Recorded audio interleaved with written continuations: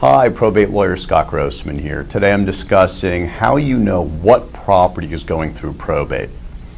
Probate is a process that you're going to have to do if somebody's died and you need their signature in order to transfer property from them to somebody else.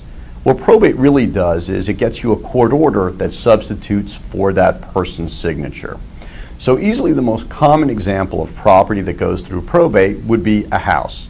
If your mom owned her own house and she held title in her own name, so for instance, if Joan Smith owned her house and Joan Smith passes away, Joan Smith isn't there to sign a deed to convey title to somebody else when the house is sold. You need a court order from the probate court that allows you to transfer title of the house from the probate estate to somebody else. Now, of course, it's not just real estate that goes through probate. Other assets like bank accounts, brokerage accounts, in some cases even IRAs and retirement plans.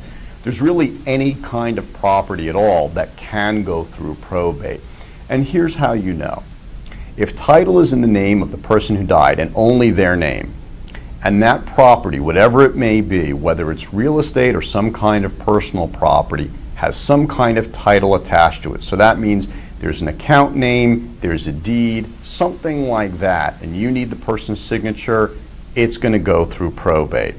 On the other hand, if that person held title jointly, so if there's a joint tenancy for real estate, for bank accounts, for brokerage accounts, whatever you may have, then when the person dies, whoever else is the joint tenant on the account, they will be the sole owner.